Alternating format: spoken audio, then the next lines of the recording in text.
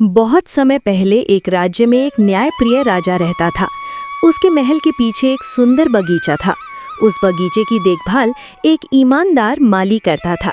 माली रोज पेड़ पौधों को प्यार से संभालता और राजा उसके काम से बहुत खुश रहता। बगीचे में एक बड़ा आम का पेड़ था।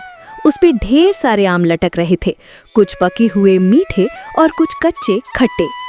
एक दिन एक छोटी चिड़िया वहां आई और पके आम चखे। आम इतने स्वादिष्ट थे कि वो रोज बगीचे में आने लगी। धीरे धीरे उसकी आदत बिगड़ गई। वो मीठे आम खा जाती और कच्चे आम तोड़कर नीचे गिरा देती। माली ने कई बार उसे भगाने की कोशिश की, लेकिन वो हर बार बच निकलती।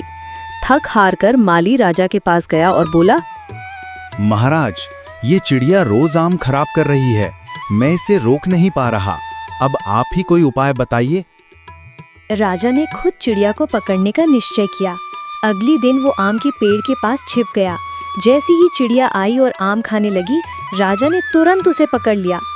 चिड़िया घबराकर बोली, राजन, यदि आप मुझे छोड़ देंगे तो मैं आपको 4 अनमोल बातें बताऊंगी। राजा ने सोचा और कहा, ठीक है, पहले बातें सुनाओ। चिड़िया बोली, अपने हाथ आए शत्रु को कभी मत छोड़ो।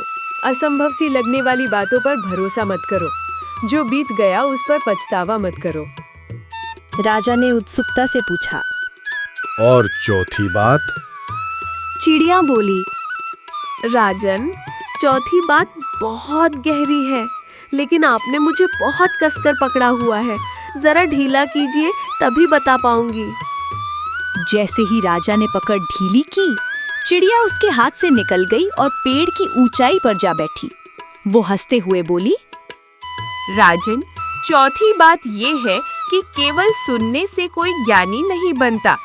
ज्ञान तभी उपयोगी होता है जब उस पर अमल किया जाए। आपने मेरी बताई तीनों बातें सुनी, लेकिन तुरंत भुला दी। पहली बात थी, दुश्मन को मत छोड़ो, और आपने मुझे छोड़ दिया।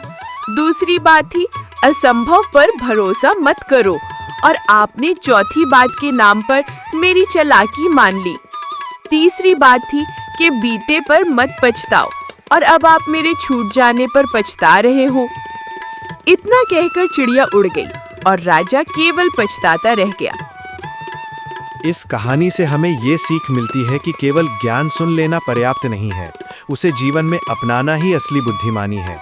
बीती बातें हमारे हाथ में नहीं होती, लेकिन वर्तमान को सही दिशा देकर हम भविष्य बदल सकते हैं।